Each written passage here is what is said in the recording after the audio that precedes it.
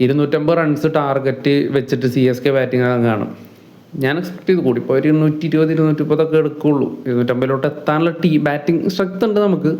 പക്ഷേ RCB middle ഓവറുകളിൽ as usual അവർ middle ഓവറുകളിൽ tight ചെയ്യും. നമ്മുടെ പോലെ ചവർ പോലത്തെ ബോളിംഗ് അല്ല, കുറച്ചുകൂടി ക്വാളിറ്റിയുള്ള ബോളിംഗ് ആണ്. അവർ ഫസ്റ്റ് ഓവറിൽ തന്നെ ബ്രേക്ക് ത്രൂ കൊണ്ടുവരുന്നു. ക്യാപ്റ്റൻ ഋതുരാജ് ഗെയ്ക്വാദ് പുറത്താവുന്നു. സ്ലിപ്പിലൊരു ജ്യൂസി ക്യാച്ച് ഇട്ട് കൊടുത്ത് ഋതുരാജ് ഗെയ്ക്വാദ് പോകുന്നു. തൊട്ട് പിന്നാലെ ആയുഷ് മാത്രം വരുന്നു. അദ്ദേഹവും ഒരു സിമ്പിൾ ക്യാച്ച് കൊടുത്തു പോകുന്നു. സഞ്ജു സാംസൺ ഒരു 6 അടിക്കുന്നു. പിന്നീട് സഞ്ജു സാംസൺ പോകുന്നു.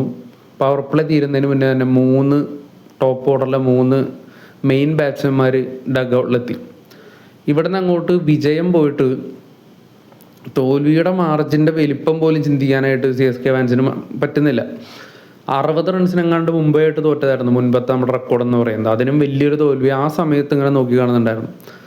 പിന്നെ ഈ ലേലത്തിൽ ഏറ്റവും മികച്ച പിക്ക് എന്ന് ഇതുവരെ പറഞ്ഞുകൊണ്ടിരുന്നത് സർഫറാസ് ഖാനാണ്. അശ്വിനൊക്കെ അദ്ദേഹത്തിൻ്റെ വീഡിയോയിൽ പറഞ്ഞു സർഫറാസ് ഖാൻ എടുക്കണമെന്ന് പറഞ്ഞു.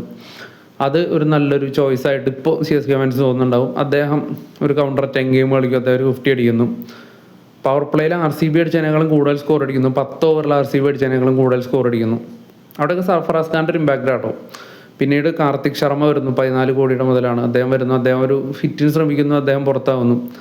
ദൂബെ 1-2 പിന്നൊക്കെ ചടങ്ങ് തീർക്കലാണ്. പ്രത്യേകിച്ച് എടുത്ത് പറയാനായിട്ടൊന്നുമില്ല. ഓവർട്ടൺ ആയാലും പ്രശാന്ത് വീർ ഇന്ന് കുറച്ചുകൂടി ബെറ്റർ ആയിട്ട് കളിച്ചോട്ടെ. പ്രശാന്ത് വീറിന് തുടക്കം അല്പം സ്ട്രഗ്ലിംഗ് ആണെങ്കിലും അദ്ദേഹം ഒന്ന് സെറ്റായതിനു ശേഷം അദ്ദേഹം 1-2 നല്ല ഷോട്ട്സ് അദ്ദേഹത്തിൻ്റെ ഭാഗത്ത് നിന്ന് വന്നു.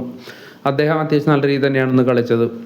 പിന്നെ ഓവർട്ടനും അദ്ദേഹത്തിൻ്റെ റോള് കുഴപ്പമില്ലാതെ ചെയ്തു.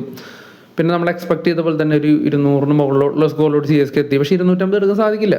ഈ ബാറ്റിംഗ് ഓർഡർ വെച്ചിട്ട് സാധിക്കില്ല എന്നല്ല, പക്ഷേ CSKയുടെ അപ്രോച്ച് എങ്ങനെയാണ്